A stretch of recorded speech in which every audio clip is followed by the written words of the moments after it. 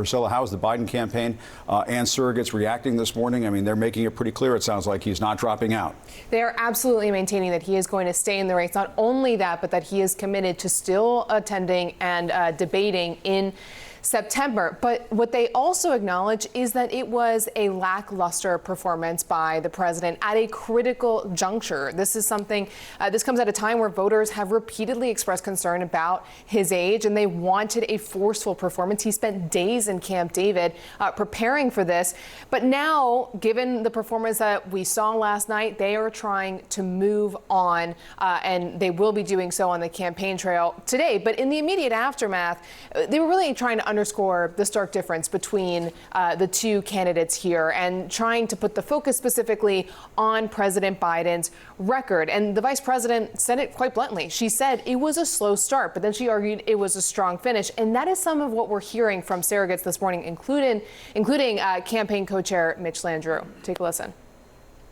The president might have lost the debate on style, but he won it on facts, he won it on decency, and he won it on the ideas that people think are important in the country. I don't think that you can color the debate as a great time for President Biden. I think he had a rough time last night. There's no question about it.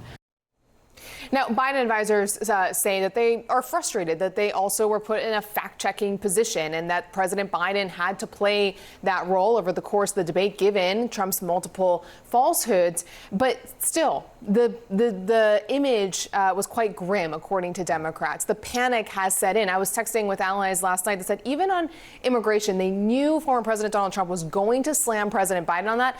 He still couldn't give that tight message that they were really hoping that he would be able to deliver. Yeah, I was hearing much of the same from my Democratic sources last night. Priscilla Alvarez, thank you very much for that. Let's get more on all of this with CNN political commentator and Democratic strategist Paul Begala. He helped prepare Bill Clinton and Al Gore for their debates. Paul, I spoke with two Democratic members of the House after the debate. One privately told me that the president, quote, got destroyed. The other said there is donor pressure coming for the president. Do you think that's an overreaction to what was on stage last night in terms of the president's performance? How bad is this for the president? What do you think? No, I'm sorry to smile, and it's not funny, but it's an understatement, Jim. You ought to see what they're saying to me. It was a catastrophe for Joe Biden. And I'm for him, okay? But I don't work for him. I work for CNN, and I owe you the truth. And the truth is it was a catastrophe. And so what do? I've been there. Not like this. We've never seen a performance this bad. The one close was when Ronald Reagan in 1984 sort of lost his train of thought and literally started wandering up the Pacific Coast Highway, talking about a trip up there. He recovered in the next debate. The Republicans hung very strong with him. Is this like that? Is this like, look, Trump, by the way, lost the first debate against Hillary by even more than Joe lost last night. Even more. And it was a one-point race. Trump wound up winning. So that's sort of the positive scenario. But this is what they've got to do. The first thing you got to do is what the military calls a bomb damage assessment, right? It was a bomb. Yeah. How badly is the president damaged? How badly is seriously, how's his first lady? How's the vice president? But then you got to do a threat assessment.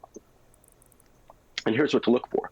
It'll start with columnists. Tom Friedman of the New York Times is already saying that President Biden should step aside, let someone else run. Then look at donors, as you note. The president's doing a bunch of fundraisers. One tonight, he's got one coming up in the Hamptons. A lot of rich liberals there. Are they going to stick by him, or are they going to come with pitchforks? But then the red state Democrats, their butts are on the line as much as Joe Biden's. Sherrod Brown in Ohio, John Tester, Senator Tester from Montana, Senator Casey from Pennsylvania, Alyssa Slotkin, a congresswoman from Michigan, running for the Senate there, Ruben Gallego, Democratic congressman from Arizona. They've got as much at stake in their own careers as Joe Biden does. So I'm going to look at all of those folks and see where they are. Yeah, and what do you think? I mean, should party leaders be having discussions with the vice president, with Gavin Newsom of California, with Governor Shapiro of Pennsylvania, about having some kind of an open convention? And do you think the president should consider stepping aside? I think he's got to listen to all those people. He really does. I mean, it doesn't matter what I think. Parties exist to win. That's where they exist. They're not a family. They're not a religion. They exist for one reason: to win.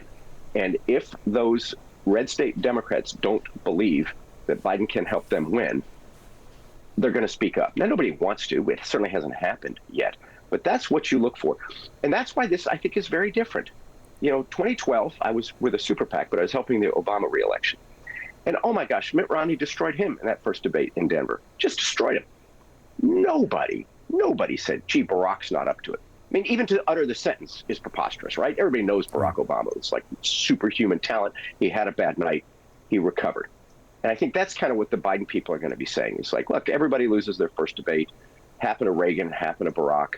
We're going to be fine. But you can tell Democrats think this is something more existential. And Paul, I want to show you and our viewers how the president and his allies responded to last night's performance. Let's watch. Mr. President, how did you perform tonight? I think we did well. Do you have any concerns about your performance? No, it's hard to debate a liar. Joe, you did such a great job. You answered every question. You knew all the facts. Yes, there was a slow start, but it was a strong finish. On substance, on policy, on performance, Joe Biden is extraordinarily strong, and that cannot be debated. I will never turn my back on President Biden. Never turn my back on President Biden. I don't know a Democrat in my party that would do so. Paul, I mean, obviously, after a bad debate performance, Democrats like the Vice President, Governor Newsom, they're going to rally behind the president. They're not going to throw him under the bus right away. But I do wonder, Paul, as folks process what we saw last night and absorb it, do you think we will see some Democratic lawmakers, governors coming forward, or is the president going to have his way here and stay in this race?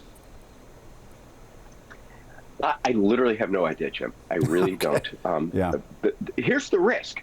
Okay, if any of them called me, I'd say, look, the first Democratic politician to call on Biden to step down, it's going to end their career. Yep. Right? They may be right in the eyes of a lot of Democrats, but if you're the first one through the door, you're going to get shot. And I think they all know that. I mean, look, there's a dozen governors in my party, I think, who could be very strong candidates. Maybe not a dozen, maybe half a dozen at least. None of them are going to say, hey, let me step forward and knife Julius Caesar, right? It's just like not. But Biden is a beloved man in the Democratic Party. He spent his whole life in there. He delivered us from Donald Trump. He's beloved. So it's a really, really difficult move for anybody who thinks they might want to replace him. And by the way, millions and millions of Democrats have already voted. They voted for Joe to be their nominee. So it's just a hell of a conundrum. It really is. And Paul, I mean, a lot of Democrats are alarmed this morning that Trump was able to get away with so many lies last night. He said his supporters who stormed the Capitol on January 6th are, quote, so innocent. And here's how he attempted to frame the insurrection. What do you say to voters who believe that you violated that oath through your actions and inaction on January 6th and worry that you'll do it again? Well, I don't think too many believe that. And let me tell you about January 6th. On January 6th, we had a great border. Nobody coming through, very few. President Biden also made some misleading claims last night, not nearly as many as Donald Trump. I mean, that's just the way the fact check analysis came down. But Paul, the president clearly missed opportunity after opportunity to fact check the record and correct Donald Trump on his lies. There were some moments, no question about it, but he missed a lot of opportunities as well. If I were coaching him, I would have told him, don't be the fact checker, because the voters you need don't care. But what he needed to do and failed to do is much more important. Is tell the audience, I'm in this for you, he's in this for himself. To me, that's the defining distinction of this race. Is it Trump? And again, I'm not for him. I don't like him, so maybe I'm not being fair, but he strikes me as somewhat self-absorbed, Jim. So you could tell a lot of people in the middle, this guy's in it for himself, I'm in it for you. Biden did not do that. Now, the only good news for Biden in this is that Trump really was terrible. He lied. He was offensive. He couldn't close the deal.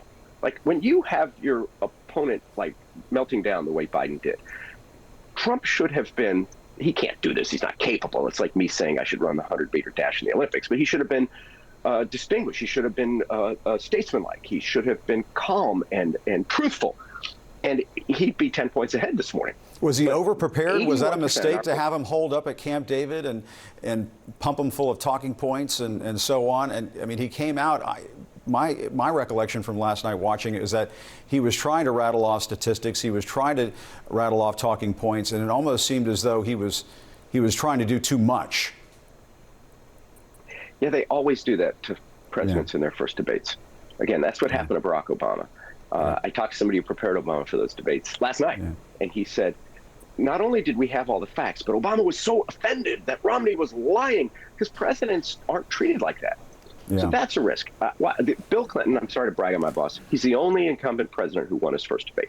Why? When we prepped him, and I was there, we didn't fill his head with too many facts. God knows he already had all the facts. We tried to prepare him for the pummeling Bob Dole was going to give. Bob Dole was a great debater. So we got George Mitchell, the Democratic leader of the Senate, who knew Dole better than anybody. And Mitchell shredded Bill Clinton. And Clinton's talented. He shredded him. He destroyed him. Finally, Clinton was yelling at him. That's what they needed to do. I don't blame the prep. I think the president wasn't feeling well. I think it was probably right that he had a cold, but his voice was shot and his manner was meandering, and it was a catastrophe.